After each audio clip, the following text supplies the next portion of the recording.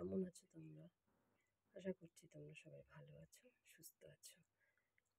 তো দেখো, আজ শুক্রবার, আমার পুজো হয়ে গেছে। উপাসনাকে দেখো সাজিয়ে গুছিয়ে বসিয়ে দিয়েছি। এই যে পাশে আমার রাধা গোবিন্দ। তো দেখো, কালকে তো 15ই আগস্ট ছিল। সবাই নিশ্চয়ই দিনটি ভালোভাবেই পালন করেছো, আনন্দে কাটিয়েছো। আমি আছি, মোটামুটি ভালো আছি। তো বলো, তোমরা কে কেমন আছো বন্ধুরা? আজকে তো আকাশে রোদ ঝলমল করছে, দিনটা বোধহয় ভালোই যাবে, বুঝতে পারছি না। তবে আমার মনে হয় গোবিন্দের কৃপায় সবারই দিনটা ভালো যাবে। জানো তো বন্ধুরা, কখনো কাউকে আঘাত দিতে নেই। আঘাত দিয়ে কথা বললে তার যে কষ্টটা হয়, এমন দিন না হয় সেই আঘাত আবার তোমার দিকেই ফিরে আসে।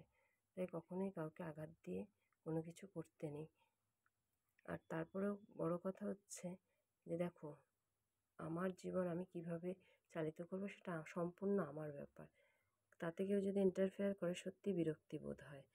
আর আমরা মেয়েরা সত্যি মনে হয় এমনই যে পণ্যদ্রব্য সবার কাছে।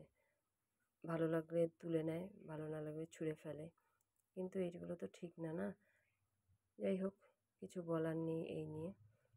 কারণ অধিকাংশ মেয়েরাই জানে যে তাদের সাথে ঠিক শ্বশুরবাড়িতে আসার পরে কীরকম হয়।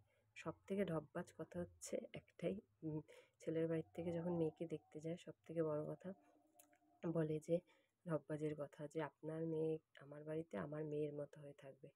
কিন্তু কিছুদিন গেলেই বোঝা যায় যে সেটা কত বড় মিথ্যে।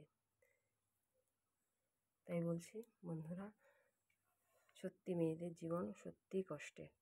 তো চলো, টাটা। আজকের দিনটা সবাই ভালোভাবে কাটাও।